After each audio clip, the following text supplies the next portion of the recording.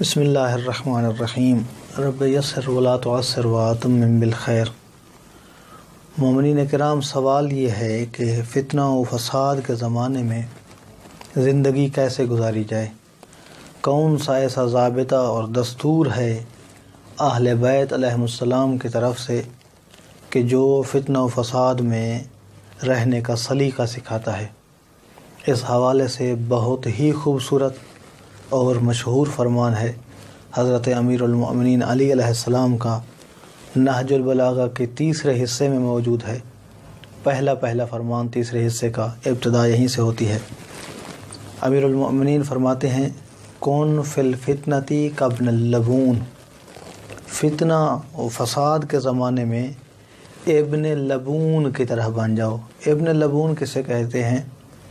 ابن لبون کہتے ہیں ناقہ کے، اونٹنی کے اس بچے کو کہ جس کے 2 سال مکمل ہو چکے ہوں اور تیسرے سال میں وہ داخل ہو۔ ابن لبون یعنی دودھ والی کا بچہ۔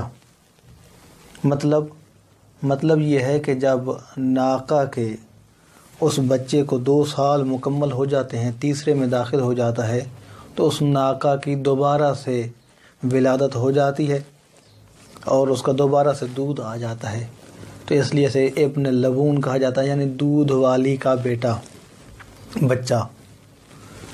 تو یہ اصطلاح استعمال کی ہے، ابن لبون کی طرح بن جاؤ۔ کس حوالے سے؟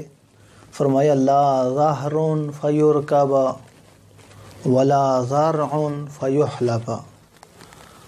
اس کی خاصیت یہ ہوتی ہے ابن لبون کی، اس ناقہ کے بچے کی، اونٹنی کے بچے کی، کہ اس کے نہ تو پشت اس قابل ہوتی ہے کہ اس کے اوپر سواری کی جا سکے، کیونکہ ابھی بچہ ہے، 2 سال مکمل کر چکا ہے، تیسرے میں داخل ہے، اس قابل نہیں ہے کہ اس کے اوپر کچھ سامان وغیرہ لادا جائے، اس کے اوپر سواری کی جائے۔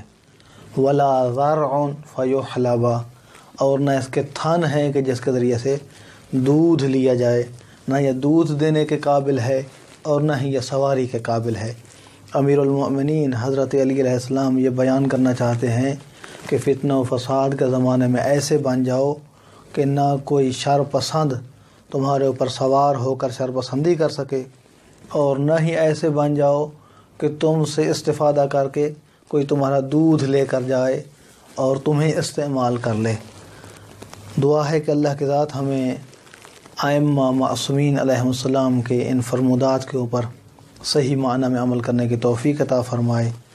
اپنا بہت سارا خیال رکھیے گا۔ والسلام علیکم ورحمۃ اللہ وبرکاتہ۔